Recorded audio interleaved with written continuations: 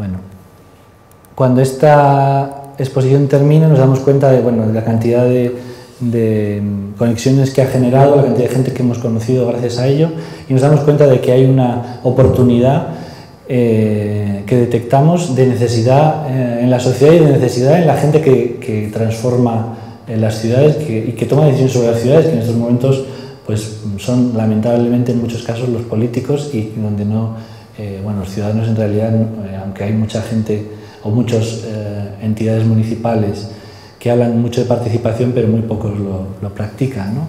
Entonces entendemos que hay una oportunidad que tiene que ver con ese espacio público del que os hablaba y nos liamos la manta a la cabeza, contratamos a unos programadores y desarrollamos una herramienta de alguna manera algo más profesional, que es la herramienta What If Cities, que empieza a funcionar, bueno, en estos momentos está activa en varias ciudades de Europa, en Italia, en Ferrara, en Nantes, en Francia, ahora en Berlín y en 3 o 4 ciudades españolas, ¿no? Bueno, algunas imágenes del interface, que es algo muy sencillo, donde se piden esas ideas y se manifiestan todas esas ideas que ha ido dando la gente de distintas maneras, ¿no? Y todas siempre geolocalizadas. Es una especie de capa de programación sobre el Google Maps, ¿no? Algo ya existente que nosotros simplemente nos superponemos a ello y programamos esa capa de tecnología sobre ella.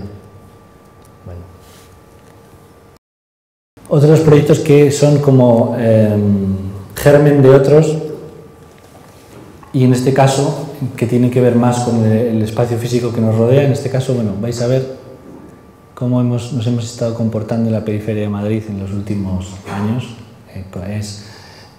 Bueno, en estos momentos muchos de estos desarrollos que han venido apareciendo en la ciudad están parados y en muchos casos, bueno, pues casi es más positivo que se paren a que se continúe consumiendo el suelo y los recursos de esta manera, ¿no? Es la área metropolitana de Madrid, que en los últimos, bueno, 6 millones de habitantes, y fijaros, en los últimos años todos esos áreas amarillas son las que se han venido construyendo, y fijaros la dimensión, ¿no? Esa roja de ahí es un nuevo desarrollo urbano para 90.000 ciudadanos. Fijaros la magnitud de la expansión, que en muchos casos no hay una necesidad, en realidad, una necesidad tan básica como es la vivienda. Todos estos desarrollos urbanísticos no se construyen porque haya en realidad una necesidad de vivienda, sino en realidad porque la vivienda se utiliza como un bien de inversión, ¿no? Entonces, eso quiere decir que hay toda una serie de trozos de ciudad que se construyen no porque haya necesidad de los ciudadanos de ella, sino en realidad como negocio. Entonces, pero es un negocio que en realidad acaba saliendo muy caro, porque todas las infraestructuras, el transporte público, para que tú abras el grifo y salga agua, todo eso se paga entre todos, ¿no?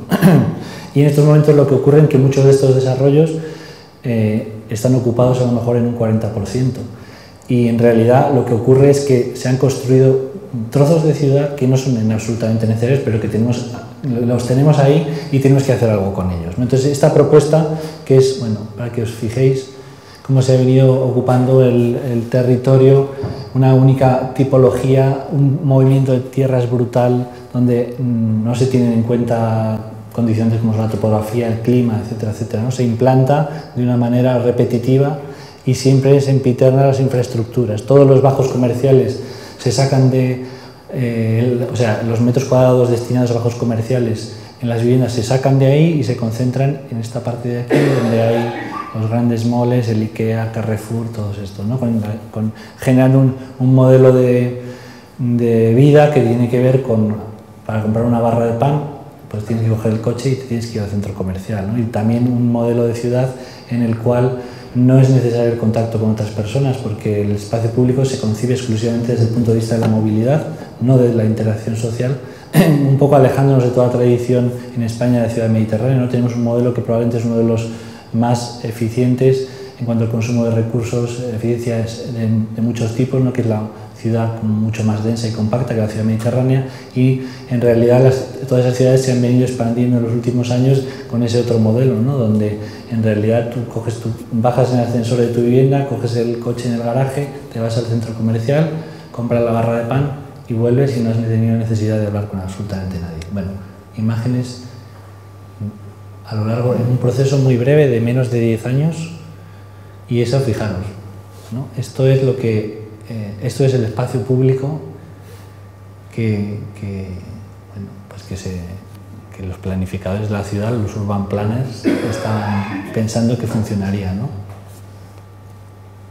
Bueno, y esto, bueno, estas cosas tan desquiciantes que ocurren muchas veces en las grandes corporaciones municipales, supongo que sabéis de qué os hablo porque ocurre en todas las ciudades grandes, y es que estas cosas tan elefantiásicas, ¿no? Que una pata por un lado está permitiendo que se construya y la trompa está impidiéndolo dentro de la misma corporación municipal, ¿no? Entonces hay un departamento que convoca un concurso para repensar el propio modelo de ciudad que estaba construyendo el propio Ayuntamiento de Madrid, ¿no?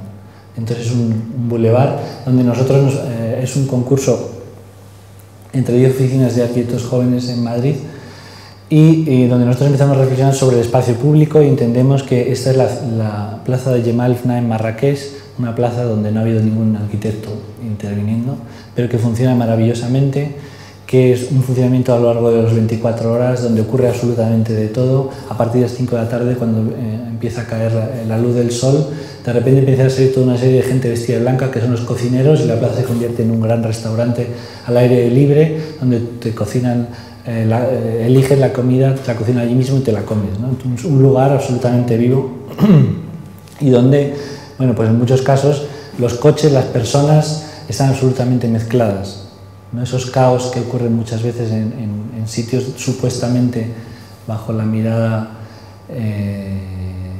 científica, ¿no?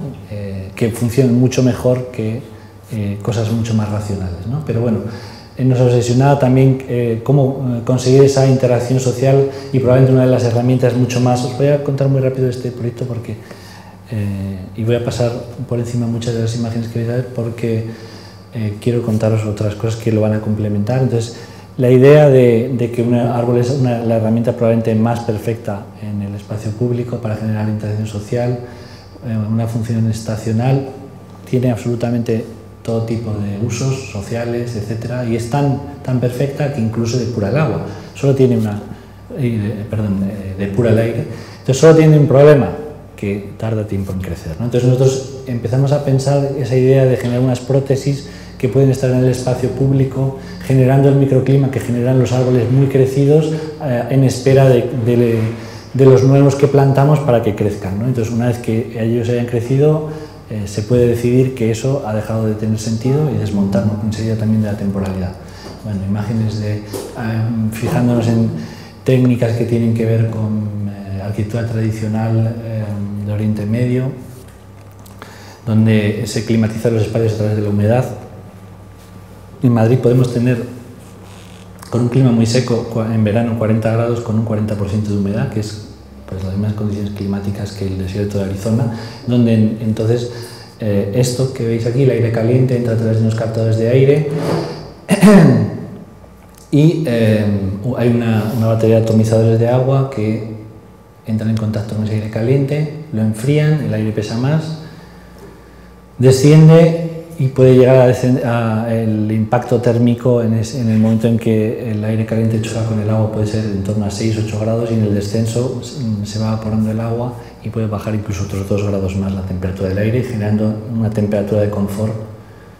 Bueno, otra serie de cosas también nos preocupaban, que era la sostenibilidad económica del proyecto. Entonces hay un Real Decreto en España que prima el uso de las energías alternativas 5-1, eso quiere decir que nosotros conseguimos a través de paneles solares energía y la metemos en la red, y esa energía metida en la red nos la pagan 5 veces, y nosotros tomamos la energía que consumimos a un valor 1, ¿no? Entonces, porque con estas estructuras se generan 6.000 euros al año que se reinvierten en su mantenimiento. Bueno, algunas de las cosas que nos imaginábamos que podrían ocurrir, mucho más allá, ya veréis. Bueno, esto está desactualizado, a ver, ese era Juan Pablo II, pero ahora tenemos a otro peor. Bueno, la capacidad de exportación, esto fue lo que nos encontramos. Esto es esa cosa como virginal que ocurre en el estudio de arquitectura, que tú piensas sobre la realidad, pero la realidad es tan canalla que nos supera, ¿no? Entonces nosotros ganamos el concurso, estamos encantados, vamos a transformar la realidad, ¡zas! Nos habían prometido que ese vial en particular, entonces en esos momentos en que nosotros estábamos en la fase de concurso, esa urbanización se estaba haciendo, había una empresa constructora ya con el contrato firmado, se enteran de que jóvenes arquitectos, lo primero que hacen es acabar el vial. Es el primero de toda la intervención que está terminada. Nosotros llegamos allí a ver nuestro solar, nos encontramos con que además íbamos a contar con un tercio de nuestro presupuesto, era de lo que no se iba a hacer, con lo cual ya teníamos un tercio menos de presupuesto. Imaginaros, este era el bulevar que estaba pensado para las personas. En realidad, ahora en todos los bulevares, en todas las zonas, como os digo, nosotros hicimos un estudio de tráfico y nos dimos cuenta de que el lugar estaba absolutamente magnificado para las necesidades de tráfico del lugar y de hecho, lo que ocurre en las calles de alrededor, como esto es el fin de la ciudad, de donde empieza el campo, es que ocurren rallies. Claro, si tú construyes pistas de carreras para coches, pues tienes rallies, efectivamente. Bueno, pensamos en toda una serie, esa idea como del reciclaje, no toda una serie de interés, no tenía ningún sentido empezar a demoler 50.000 metros cuadrados de urbanización en un proyecto que tenía además parte de dinero viniendo de la Unión Europea, un programa LIFE, para empezar a repensar como el espacio público de una manera alternativa. Entonces pensamos como en maneras alternativas de superficialmente de cambiar la ciudad. Ese es Jonah Friedman en el Boulevard Saint-Germain de París, un Dervaser y un detalle constructivo de cómo plantar en asfalto un árbol, o esto desde el mundo del arte, ¿no? Césped por un día, o esta cosa, ¿no? Que tiene que ver con una manifestación en el centro de Madrid donde por un momento las personas ocupan el lugar de los coches y la sensación ciudadana es absolutamente brutal, ¿no? Empiezas a ver los edificios desde donde deberías verlos y la percepción de la ciudad cambia por completo, ¿no? Bueno, se construye esos árboles artificiales a partir de una estructura base y en función de las tecnologías que se le cuelgan, pues se transforma en uno o en otro. Este es el climático, el lúdico y el mediático, cada uno de ellos caracterizado de una manera determinada. Bueno, imágenes de la construcción, a ver. Que es toda esa estructura atornillada que se construye en una semana, todas las tecnologías que van asociadas a los paneles solares, la cubrición exterior, todas son tecnologías muy low-tech que tienen que ver con el mundo de los invernaderos, que en España están, en el sur de España están muy desarrolladas y que son tecnologías donde en realidad no necesitamos a un ingeniero para su mantenimiento, sino un jardinero, un electricista y un fontanero, son más que suficientes, ¿no? Y además donde estamos generando toda una serie de recursos económicos bueno, y además es una especie de laboratorio de materiales de origen reciclado puestos al servicio de la construcción de la ciudad.